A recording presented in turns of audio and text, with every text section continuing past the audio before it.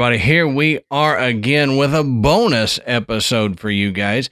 So like we told you, this is our second, quote, dark week, but Matt and I don't want you to forget about us. We don't want you to forget our sultry, dulcet tones here. So in order to keep that from happening, we always like to put out a short bonus episode on the second dark week. So that's what we're doing. We're running it a little bit more like a Patreon episode. So if you like this, you'll probably like our Patreon stuff. So if you're not a patron, go over there and go to patreon.com/Graveyard Tales, sign up. So Matt, that's all intro I'm going to do because this is going to be a short. So hit me with what we're doing tonight, brother. All right. So we're going to talk a little bit about this Las Vegas UFO situation. Mm-hmm. It kind of went viral about 2 weeks ago. But if you've been under a rock and you hadn't heard about this, back on April 30th, around just before midnight, a Las Vegas Metro police officer's body cam caught something falling out of the sky. Okay, this kind of a bright green blue, very obvious. Just falling out of the sky. Now, several people across Eastern California, Nevada, and Utah reported seeing this flash, and that is according to the American Meteor Society. Now, the 8 News Now investigators said that at the time that something crashed into a yard, but that's still unclear even a month later.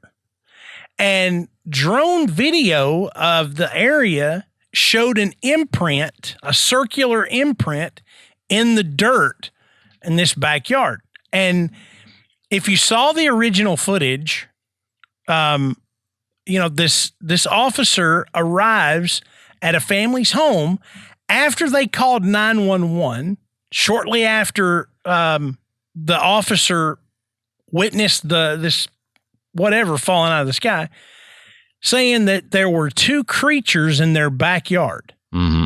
And they were looking at them and they were still there.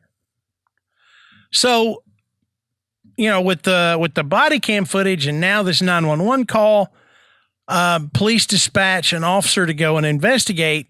And in the video, you see the officer talking with the family there.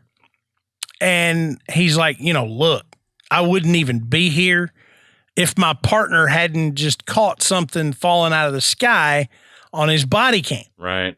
It's interesting. We wouldn't follow up on this for any other reason other than another officer witnessed something. So we're here. So tell us what happened. Yeah. Make me believe. And so they start describing, what they had seen in their backyard, and they go into the backyard, and at the time they blacked out that part of the video, right, saying that it was private property. I was never really clear. Is the video private property? Is the property itself what they're talking about? And they can't show a video. I'm like, you had no problem showing the front of their house and their front yard. Right. What's the difference? Well, and that was my thing is, if they're leading officers in there who they know have body cams, why can't you show it? It's not like they signed a thing that said, don't show my backyard. I don't know. Yeah, it's really, really weird. But since then, more additional footage has come out, which I guess it was last week. The footage taken by the family was released where what they say they're seeing is these large-headed, large-eyed beings standing near, just behind a forklift that was parked in the backyard. Now, the video is not great. No. You really have to look to see. But just a day or two ago, I saw another video of where they're walking into the backyard, and this guy points out that it would appear that there's something looking through the slats of the fence right by the gate where they're going in. Right beside them. Yeah, and then you see what looks like a hand, like reaching through one of the cracks, holding on to one of the fence pickets. I'm thinking, well, this thing's right there next to you. How do you not see it? Yeah. It's not even 10 feet away. How'd you miss this? So it was kind of unclear there too. But this was found after multiple, amateur UFO investigators had just reviewed the footage to even find this. And this was what they kind of said, well, this is the most compelling because you can't really see anything in the other. And if you haven't seen any of these videos, pause this episode, go watch the quick videos so that as we finish this episode, you already know what we're talking about, because we can't post those videos. So y'all go find them and watch them. Now it's interesting that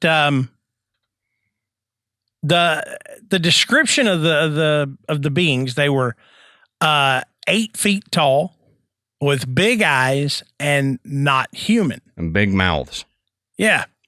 Now, according to sources close to the investigation, law enforcement officers are not treating the incident as a hoax and have placed cameras in the backyard of the family's house just in case the aliens decide to make another landing.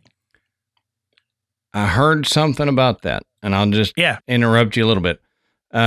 Apparently, it was dual purpose, is what I heard. It was in case they make another landing, but also because they've been having a lot of people or entities trying to get into the backyard. Yeah. And you actually, in some videos, can see this pole sticking up off the roof with a camera system on it. And I've heard some people, like ex-Vegas policemen, say, no, that's not protocol. We don't do that. But then I've also heard news organizations say, yep, verified, we talked to the police and they did that. Yeah. I don't know. Now, this article is from June 19th, which just as of recording this is just 2 days ago. But it does say that the temporary cameras have since been removed. And there's footage out there from things that nothing earth shattering, nothing real new. Right. But there for a period of time, there were folks on the news saying that the family was unable to be reached. Mm-hmm. They were missing. And so that caused a little bit of a stir. But again, as I've always said, who wants this kind of notoriety? Exactly. Okay. So, my thought when I heard that was, they've gone out of town. Oh yeah. Okay. Yeah. They're staying with some friends or family until this kind of blows over, because they don't want this kind of publicity. You know, they sure don't want news crews camped out in their front yard. Who would want that? Yeah. I don't blame them at all. And they were trying to say initially with that, the family ghosting them, well, they've been picked up by the aliens, or they have been picked up by a government organization and are being debriefed and deprogrammed. Yeah. And I'm sorry, but I don't think either one of those are the case. They were trying to say that they saw black SUVs and men in suits around the house. Yep. Now, that's Men in Black description, but it's also something people say all the time with alien encounters. So you can't, until I see video evidence of the black blacked out SUVs, tinted windows, and men in suits going up to the house, I'm going to say this is embellishment. Yes. On somebody, some neighbor's part to make it seem crazier. And I think the family just went, crap, this got out of hand. Yeah. And we don't want to deal with it. We've had aliens in our backyard. Now we've got news crews in our front yard. We're out. And, it's funny. I saw an interview the other day where they were talking to one of the reporters that initially went and tried to make contact with the family. And they said, what kind of car do you drive? And he kind of grinned and he goes, a black SUV. Yeah. Yep. He was a private investigator that's an ex-Las Vegas police officer. Yeah. So, I mean, the thing is, there's no magic behind a black SUV. I drove a black SUV. I've had 3 of them. When Ashley and I first got married, she had a black SUV.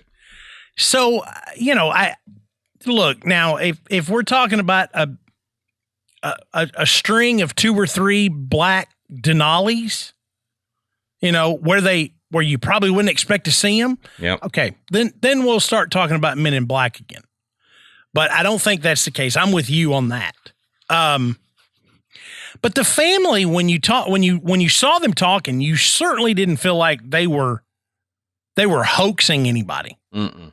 I think they were legitimately scared, and maybe whatever they saw was enough to frighten them to the point that they felt the need to call 911. Sure.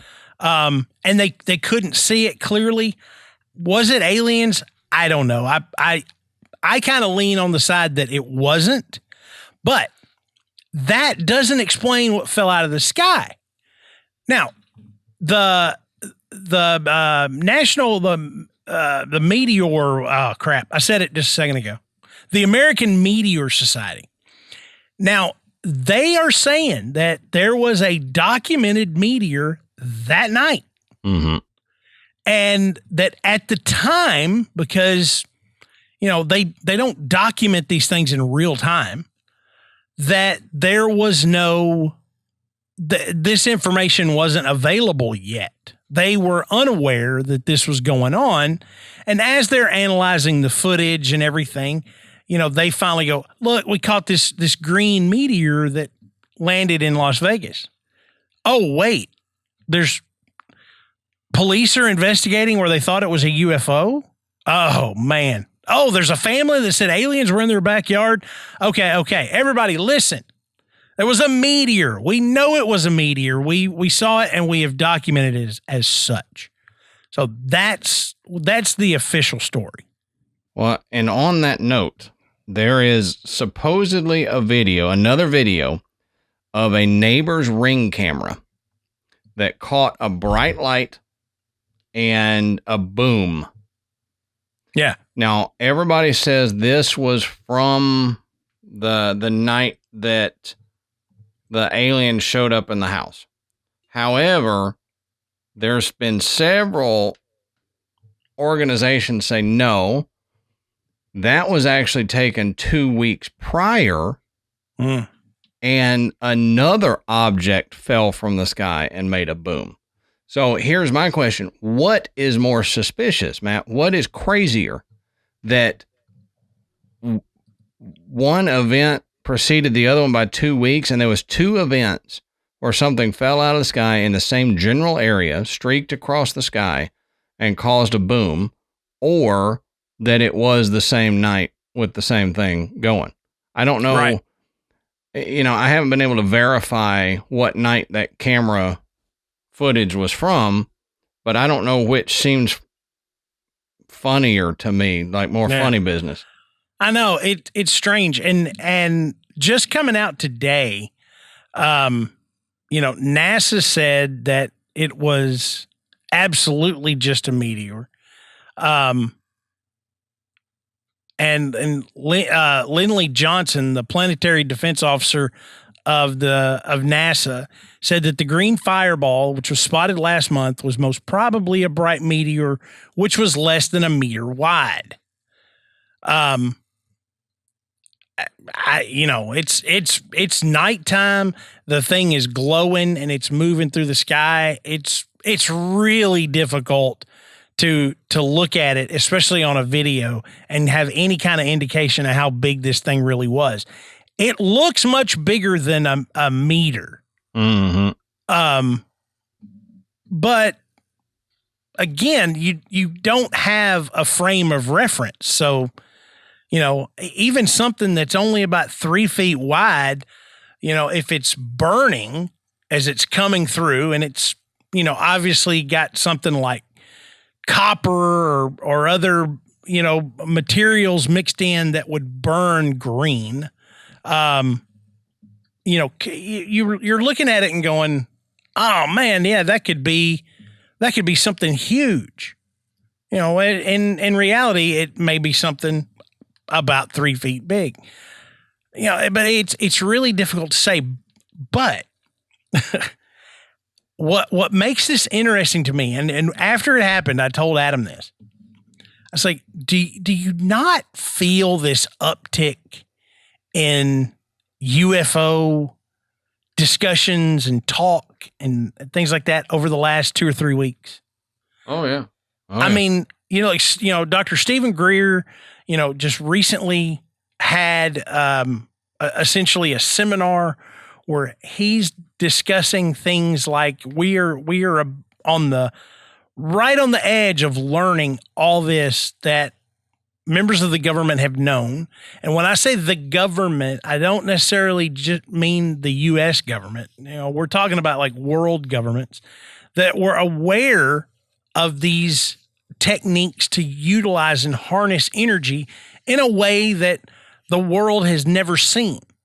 Almost to the point of like what Nikola Tesla was trying to do and claimed was absolutely plausible to just take the energy out of the air, the energy that is around us, and power whatever we need for free and cleanly. No more coal, no more fossil fuels. Right. You turn on your radio would be powered by the energy that surrounds it in the atmosphere.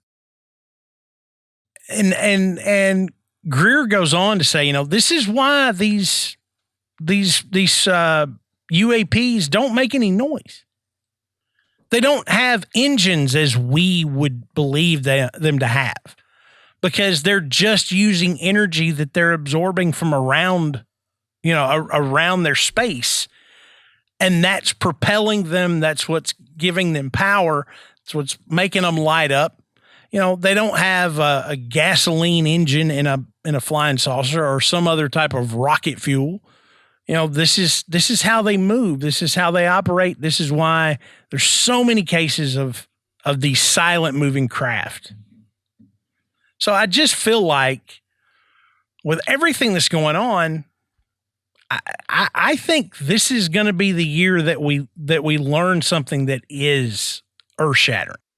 Well, the other thing we've got going on is that Ben Grush whistleblower, that he's got all this top secret clearance, and he said he's been part of different groups within the government that have studied craft. He said, yes, we do have downed craft. Yep. He said, when you have an aircraft go down, sometimes you have injured pilots. Right. So that alludes to the fact that we have alien bodies. So one of the things I've heard to tie this into the Las Vegas footage is this is a disinformation type story that's happening. You've got the Ben Grush thing, which has all the earmarks of a legit story, the guy is legitimate in what he's saying. But in order to pull attention away from that, because just what it was 2 weeks after the Ben Grush thing came out that the Las Vegas UFO happened. So people are saying what they're trying to do is either cover up Ben's story or to do that disinformation thing and be where we can debunk the Las Vegas UFO, and then they can say, well, see, even this high profile Vegas UFO thing was fake. So we can't trust Ben Grush's whistleblowing comments. Right. Yeah. And I don't know. I mean, when you see him talk, I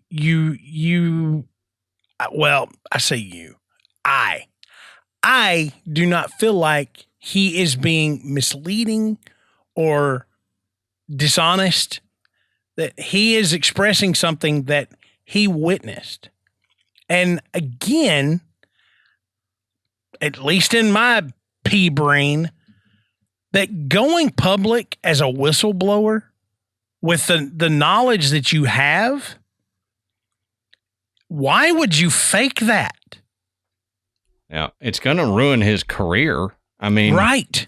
Sure, we've got that whistleblower provision now that Congress put forth where they can't be prosecuted if they come out with stuff about UFOs. However, even though they're not being prosecuted, the government is going to say, well, we're stripping your clearance from you and you're not getting access to this information anymore because we can't trust you to keep a secret. I mean, it's in the name, top secret clearance. Yeah. You got, triple top secret, whatever. Super dark top secret. I don't know. Yeah. But they're going to not allow him to keep working in the capacity that he was working. So if he was faking this, coming out with it, I don't know why he would do that and ruin the rest of his career unless, again, it's disinformation and he's been told to do this and push this disinformation out. And they're like, look, once you get through this, we got a job for you, cushy job for you. You'll be back in the behind the curtains again kind of thing. I don't know. Yeah. And I was talking about this with a patient the other day and they were talking about him in particular. And they said, wouldn't you think that they would just take him out, if this was all real, that his life would be in danger? And I said, yeah, in the movies. Yeah. But if it's legit and all of a sudden he goes missing or he dies in some accident, is that not going to just turn up the heat? I mean, I think it would. So it's really difficult to gauge the validity of what he says based on the government agency's actions at this point. Right. Because if it's true, if it's 100% true, and the government does not want this information out, well, they're kind of in a sticky situation because they know we can't take this guy out because then it's a dead giveaway. We know more than we're letting on. But again, if he made it up, if he completely made this stuff up, he's committed career suicide. Oh yeah. I mean, if it ever comes out that was false, no one's going to believe him about anything. He could stand up on a soapbox and say the grass is green and the sky is blue, and everybody's going to turn around and be like, whatever, wacko. Right. So I just think that he at least believes what he's saying. I put some credibility behind what he's saying because he seems to have something to lose. Right. Well, I think when you take all of these things and you put them together, the stuff we think might be true, the stuff we think is a hoax, the stuff that just seems like, why are we talking about this? You lump it all together and it looks like that some real information has leaked.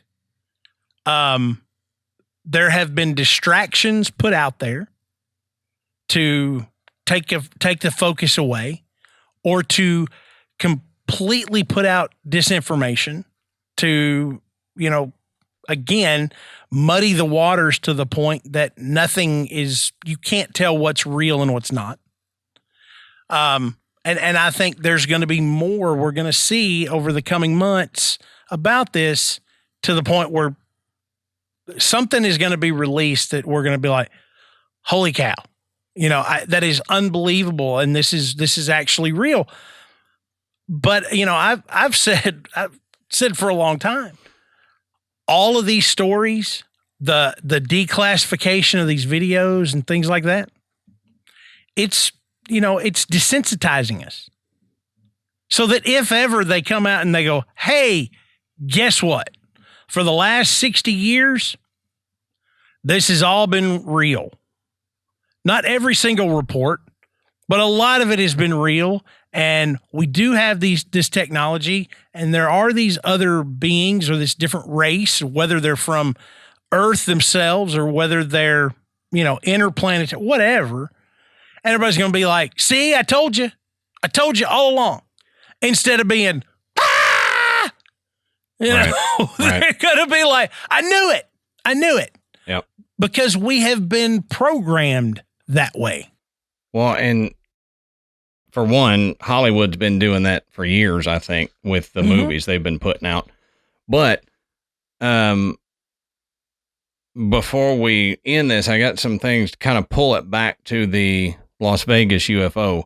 Now, I don't know if everybody knows who Ben Hansen is, but he's on TV. He is a UFO investigator. He's an ex-government official, and I think he did the show Fact or Faked. I'm not sure if that's the name of his show, but he was on one of those shows that tried to debunk stuff. He actually has 5 types of hoaxers that he came up with, and I want to go through these. That way, for any stories that come out later, we can look at it through this lens. And I'm going to do these 5 types of hoaxers, and then there's some little key points that I grabbed out of these Las Vegas videos that I want to get your thoughts on, Matt. Okay. So the first type of hoaxer he's got is the clinical con artist. And he says, these are the people that they do it simply for fame, and they have a diagnosable personality disorder. So that's one type of hoaxer. Another type is the legendizer. And he says they have an experience, but not being believed by all these people. So they make up stuff and they add to the story, and they create this legend around the story so that maybe more people will believe them. The third one is the commercial campaigners. So these are the people that make a viral video to either show off their skill in viral videoing or to promote a product. Yeah. Like that video of the people put out of them running on water because of these shoes. Yeah. And people were believing, oh my gosh, these people can run on water. No, that was a viral video simply to promote those shoes. And that's one of these types of hoaxers. The fourth one is the self-amused pranksters. These are the people that bother me and you a lot, but it's done simply to say that they played a joke on someone. Yeah. So it's the people that go out there and dress up in a Bigfoot costume and run through a park just to say, oh, look, I played a prank on somebody. And the fifth one is the disinformation agent. So that's what we were just talking about a minute ago. They're doing something that can be found out to be a prank or be faked in order to delegitimize some of the other stories. Yeah. Like some people have said the Vegas thing is to delegitimize the Ben Grush stuff. But if this video of the 911 call and all that is a fake, then here's a question. So the falling light most likely is a meteor, right? Mm-hmm. But if it's a meteor, how do you have such an elaborate hoax prepared and waiting for the next time a meteor falls in your area, and then you can just deploy this hoax that quickly? So, because it was within minutes. Yeah. So how do you have something a natural event, like a meteor falling. And then these people are like, oh my God, it's our time.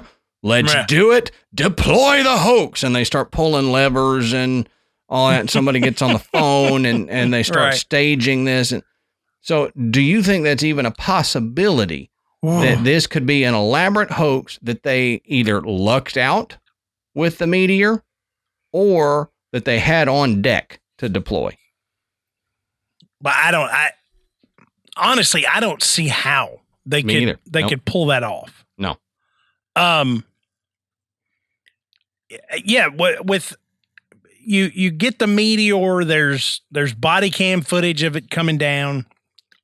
You take all that and push it aside, and then you have this 911 call that a family says we've got aliens in our backyard.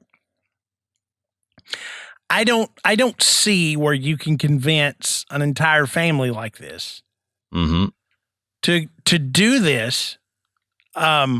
Maybe you offer them something, pretty big, we give you some money. You're just going to do this. But how do you coordinate that, like you said, with a natural event? I don't see that that's possible. Nope. What, you got like sleeper cells of hoaxers out there just waiting for the, the trigger? Like if a meteor falls in your area, you need to deploy this hoax within 10 minutes for it to be believed. I just think that would be an enormous waste of time. I agree. I agree. Why? Why bother doing all that? So then that says, well, then this was just a coincidence. It was just a coincidence that the meteor fell. If the meteor hadn't fallen, the Las Vegas police wouldn't be out there taking it as seriously. Exactly. So your hoax thing, I can't get on board with it being a giant elaborate hoax just yet. Yeah. I'm open to it still being faked or something messed with, but not right now. One of the things that I heard said it came out later, not initially. So I don't know how much truth there is in it, but the description of the beings, they went ahead and said in the initial call, they're 8 foot tall, big eyes, big mouth, right? They said they're standing in our backyard. That's what got the police out there. Well, then a few days later, before the family ghosted everybody, it was apparently said that one of the creatures had a broken leg. Now, I don't know how you can prove that or whatever, but that stuck with me that they got a broken leg. So if it was crashed, one of them could possibly have a broken leg. And we talked about the camera thing. I still don't know what to believe on that. I think if it wasn't the police officers, I think the family just had cameras up there because they had a lot of equipment in their backyard anyway. Right. And they may have just had security cameras up in their backyard and everybody was going, oh no, see, the police officers put that up. And if we could get a hold of the family, they'd go, nah, that's actually been there for like 2 years. We're watching our backhoes in the backyard so that nobody steals them. So that, in my opinion, that's what I think it is. Now, the circular impressions in the yard that they say where something sat down, I was watching a thing and they said if you go back on Google Maps and look at their backyard, there is a circular impression in the middle of that yard for several years. Going back several years. So it's not from this event. And one of the guys, I think it was the guy you were talking about that had the black SUV. He was discussing it. And he said it looks like vehicle tracks from where they were turning these vehicles around with a rear drive vehicle. I can see that I didn't think crop circle or UFO imprint when I first saw it, because there were tire tracks everywhere else in the yard. And it's really too small. Yeah. But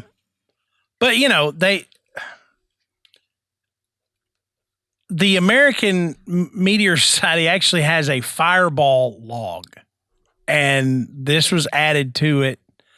But they also say that based on what they're reporting the size of this thing to be and where it was witnessed, that if it had landed anywhere, it would not have been in Las Vegas. It would have been miles away. So it would have been, either somewhere in the desert or even in California. Well, and there's no evidence that anything actually hit the ground. Yeah. Yeah. That's what I was going to say. We don't have any reports of if it hit out in an unpopulated area where we'll find it at some point, but it didn't damage any homes or anything. But I did hear someone say that there is a video out there of the main track of this object falling and then another smaller object coming off down. of it. Yeah. So like when a meteor breaks apart and it has pieces, and that some of the pieces fell and they went on Vegas. But to me, that was the very first thing I thought when I saw this video is, okay, they're seeing it standing in Las Vegas. On a body cam, he's talking to somebody, he sees this meteor fall, but it looks so far away that I don't know how that fell. We don't have a wreckage site in Vegas, yet we have aliens in Vegas. So could it have been, if this is real, could it have been like abandoned ship and Maybe. How Navy pilots will hit the eject button and deploy parachutes and come down that way when their plane's crashing? Mm-hmm. Or the alien version of that, whatever that may be, teleportation beam or whatever. But like you were saying, the area seems off to me. Yeah. Yeah. It does me too. But it's cool to talk about. There's a lot about this just doesn't make good sense, No. And I after it's pointed out to me on the video of the backyard, then I can go, oh yeah, I kind of see the creatures that they're talking about by the thing. Very hard for me to see when you just immediately look at this video and they're going, the creature is back there. And you're like, where? Right. I don't see anything. What are you seeing that this camera's not picking up? Yeah. And then they zoom in, they change the opacity of the thing. And you're like, okay, I can kind of see two large, what could be round eyes, but, and then like they'll outline it and you'll go, oh, now I see it because you drew it. Yeah. Yeah. But I'm not completely discounting the Las Vegas UFO thing, but it feels like to me that there is too much publicity on this event for it to be 100% legitimate. Yeah.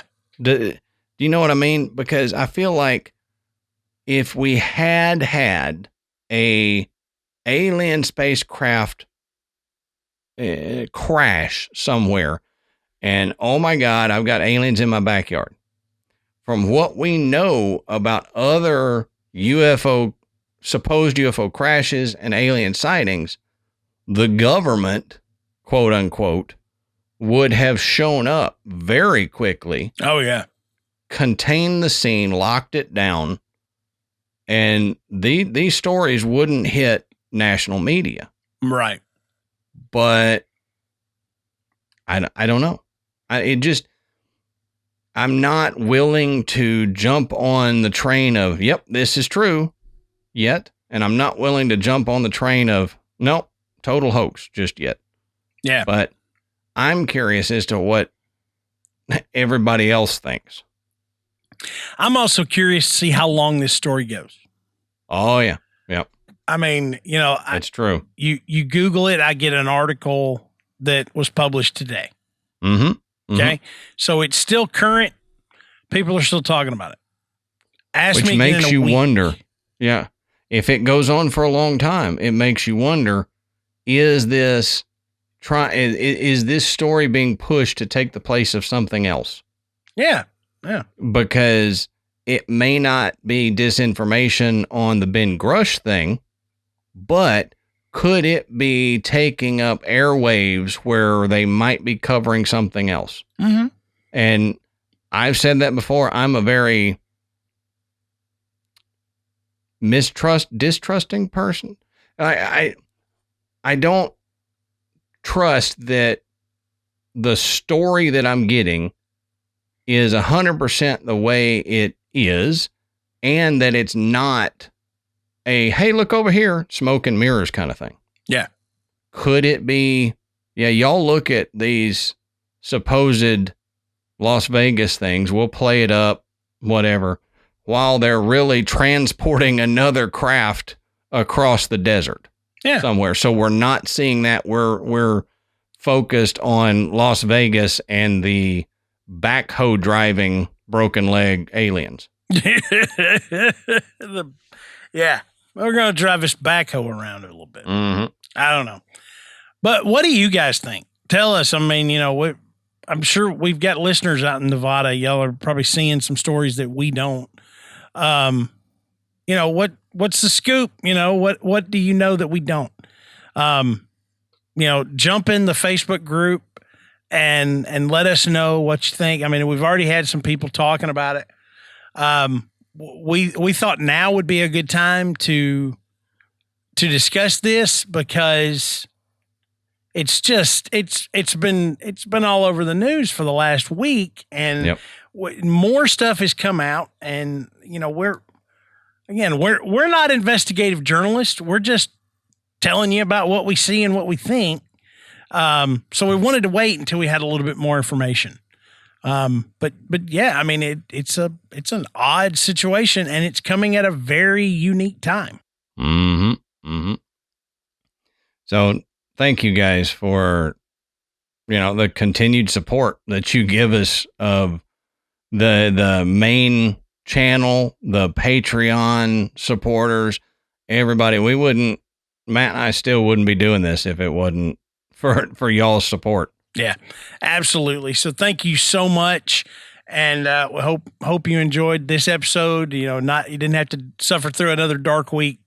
But thanks for listening, and we'll talk to you next time. Yep. Back to your regularly scheduled programming next week.